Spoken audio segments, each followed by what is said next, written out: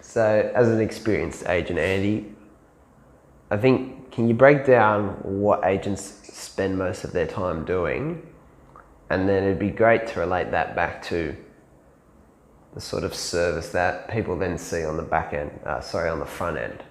Yeah, so it's a good question. A lot of people, they think that real estate agents get overpaid for very little work. So, you do hear plenty of people say that I'm paying my agent 2% to rock up on a Saturday for 20 minutes and that's it. And as an experienced agent, been in the industry for a long time, I'm going to reveal a few secrets here. Oh, okay. And, probably a lot of people don't really know this about real estate agents. There's this notion that when you hire a real estate agent, they're working their ass off to sell your home.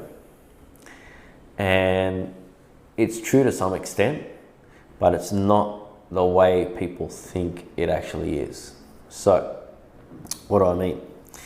So, the reality is that in 2020 and, even in recent years, the internet has changed the game to the point that buyers do not contact agents to find out prices. They don't contact agents to find out open homes.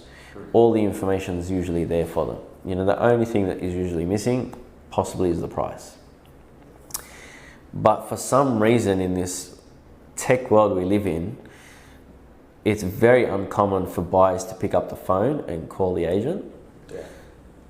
At best they'll text, or they'll email, Yeah. There's just some sort of inconvenient thing about calling an agent, right? So the reality is that the agent spends all week doing a lot of work for themselves, which then gets on charge to the seller. Interesting. And what do I mean by that? So the reality is that on a Saturday, yes, the agent does the open home. On the Monday, it's generally a very seller-focused day. So on the Monday, there are usually a lot of callbacks, follow-up, people came through open homes and that sort of stuff. And yes, that is the type of day that really is focused towards a seller, right? But the thing is that an agent needs to find stock. Right? Which is competitive. Which is competitive. Now, for an agent to have stock, they need to do a lot of work, right? So if you actually look at the work week of an agent, I could hand on heart say that 90% of it goes towards finding stock. New work. So that means that out of the 60, 70 hours that an agent works throughout the week, 90% of those hours are actually focused on finding new work, new listings, new business.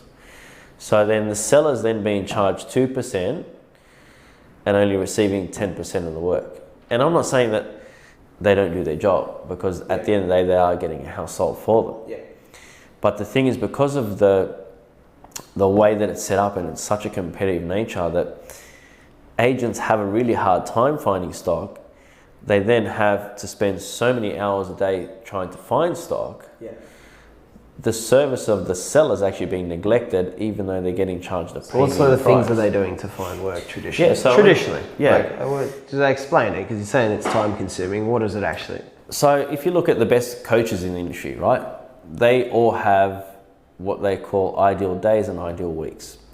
And to them, an ideal day is that the first 3 hours of your day is spent on the phone, literally cold calling and keeping up to date with other people that you know and communicating with them constantly, just to keep them warm so that when they are ready to sell, you've got a foot in the door. Position. And generally speaking, in those 3 hours, you are setting up appointments for the afternoon, right? So it might not be the same afternoon, it might be the day after, but generally speaking, every single day you're doing 3 hours worth of calls. You might have an hour break, and then you're going to be on face-to-face appointments, doing market appraisals, meeting other sellers, meeting other people that might bring you more work. So the reality is, they're only really working for your property on the Saturday, the Monday, and the off chance they get a phone call. But then someone's got to pay for their hourly wage or rate or whatever, however you want to break it down, and it is the seller that's actually paying for the agent to get more work.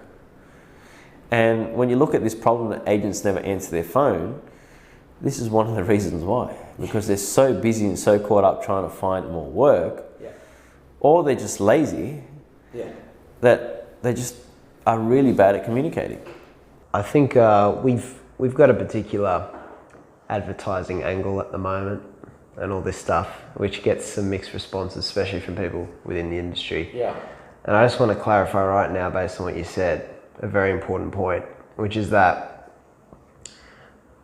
like, I don't actually think, my perception is not that most agents are like bad people, or that they're trying to do harm to sellers or trying to do this stuff deliberately. I actually feel for the agents. Actually, even some of them you might say are lazy, and that's true, but I think most of all, the narrative is that there's a big attraction to earn lots of dollars. The reality is that most agents don't actually earn lots of dollars. It's the 80-20 rule. It's those at the top. It's probably the top 10% or 5% or something, right? That are earning 90% of the money. And the system is so, because it's so competitive, all the demand on their time is, and I know, to be honest, there's agents I know are lovely people, but they fall short at one key hurdle normally, which is going into listing appointments. So to actually go sign up a seller and compete against other agents, which can be pretty nerve-wracking, again, because it's so competitive. And then they'll fall short there, despite being good people who have a bit of work ethic. And I think the actual industry they're trying to work at and win is set up very poorly. I think it's kind of broken. I think it's not just broken for sellers. I actually think it is broken for agents. Because when I started, we didn't start out with this angle when I started many years ago. And I remember thinking, wow, why do so many people want to do this?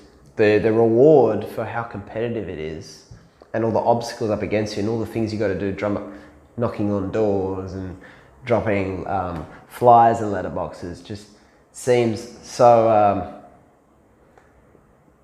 such an interesting input for the rewards that are seemingly on offer. It's so it's not normally looked at that way, but my take on that is, one of the reasons we've built the system and the business we've built today is because we wanted to solve multiple problems. So one of the first things that we're solving is the overpaid agent by offering a fixed fee service. So obviously the client is immediately going to benefit for that. We're then able to reduce the money they're paying for their agents to find other work. We've also made it more attractive for leads to come in, which means the agent has an easier time getting more work. They don't have to spend so much time finding work. That means they can actually be out there servicing their clients rather than trying to find more work. But the other thing that sort of we benefit is that it's all round better for everybody. Everybody's absolutely winning. Ideally, it's an everyone wins scenario. Nobody loses, So I think that's one of the key philosophies that we've built, is that the agents can have an easier time. The client is going to save money and have a win. And get offered more. They're not going to actually miss out on anything. So the other thing is, we've tried to build a business that becomes a no-brainer for the client, where they're paying far less but receiving so much more. And they're winning in absolutely every scenario of the any way you look at it. Doesn't matter which way you cut it, our business will offer the client more while saving their money and doing a better job. And I think that's really important when building a business. And if your staff are winning at the same time, then it truly is a match made in heaven. Well, the staff have to win. They have to win. You can't have a business where the staff are not happy to be there. That's right. So I think we've really nailed the system, and we've really nailed the business. So I think the goal is to keep increasing and getting some more happy customers, but I think we've really nailed the system. Oh, you're still here? Wait, I haven't seen you subscribe yet. Go ahead and subscribe. Oh, and while you're at it, why don't you follow us on Instagram too? Sound like a good idea? Sounds like a good idea. See you soon.